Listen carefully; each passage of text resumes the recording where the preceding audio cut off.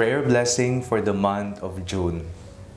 Natapos na po ang buwan ng Mayo at tayo po ay magsisimula ng panibagong buwan. Pasalamatan po natin ng Panginoon sapagkat hindi po niya tayo pinabayaan sa nakalipas na buwan. At tayo po ay humingi muli ng paggabay ng mga pagpapalang ating kinakailangan at mga kasagutan sa ating mga panalangin. Habang tayo po ay nagdarasal, alalahanin po natin ang lahat ng ating mga pangangailangan at ipagdasal po natin ang mga taong espesyal sa ating puso. Sa ngalan ng Ama, ng Anak at ng Espiritu Santo. Amen. Amang mapagmahal, kami po ay nagpapasalamat sapagkat ginabayan niyo po kami, inalagaan niyo po kami, at pinagkaloob niyo po ang lahat ng aming mga pangailangan sa nakalipas na buwan ng Mayo. Patawad po, Panginoon, kung kami po ay nagkasala, nagkamali, o kami nagkulang sa iyo, sa aming sarili, at sa aming kapwa. At ngayong panibagong buwan, kami po'y umaasa na kami ay makabawi at maibigay ang aming sarili sa pagmamahal at paglilingkod sa iyo at sa aming kapwa. Pinagdarasal po namin na ang panibagong buwan na ito ay maging buwan na tagip-apaw ang mga biyayang aming makakamit, mararanasan. Huwag niyo pong tatanggalin ang paggabay na patuloy niyong ipinadarama sa amin. Pinagdarasal po namin ang lahat ng mga may sakit. Nawa, ang kagalingang kanilang hinihingi ay maapa sa kanila na. Pinagdarasal po namin ang lahat ng naghahanap ng trabaho. Pagkalooban niyo po sila ng trabaho, nang matustusan ang kanilang pang-araw-araw na pamumuhay. Pinagdarasal po namin ang lahat ng magbo-board exam ngayong buwan na ito. Nawa ang banal na Espiritu ang magbigay sa kanila ng tamang talino, pangunawa at karunungan.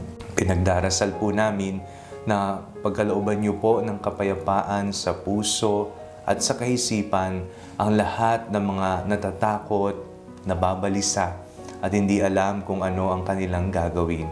Ipahintulot niyo po, Panginoon, na maranasan namin ang kapayapaan na aming kinakailangan sa kasalukuyan. Pinagdarasal po namin, Panginoon, ang Santo Papa. Nawa, siya ay magkaroon ng malusog na pangangatawan nang magampanan niya ng buong giliw ang kanyang tungkulin bilang pastol ng simbahan.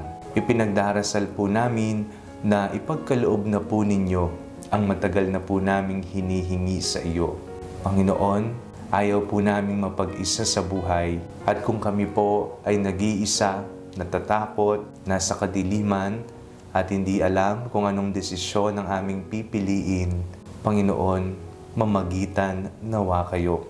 Pinagdarasal namin ang aming bansa. Nawa ang iyong katuruan, nawa ang iyong salita, ang maging buhay na buhay sa mga naglilingkod at sa mga puso ng mamamayan.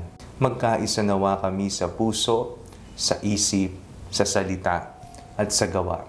Pinagdarasal namin, Panginoon, ang aming mga tatay na ngayong buwang ito ay aming papasalamatan at gugunitain ang lahat ng pagmamahal at sakripisyong kanilang ibinibigay sa amin.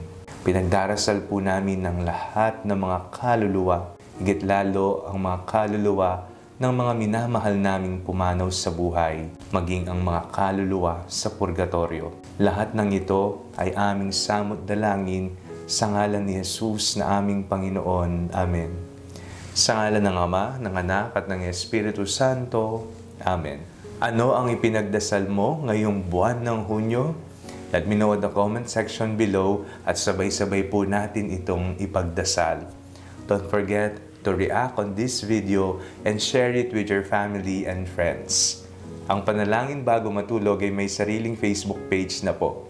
Huwag niyo pong kakalimutang mag-like at mag-follow dito and do not forget to subscribe to our YouTube channel. I-click niyo lamang po ang link na nasa description ng video ito. O kaya naman po, just search Father Fiel Pareha. God bless you po.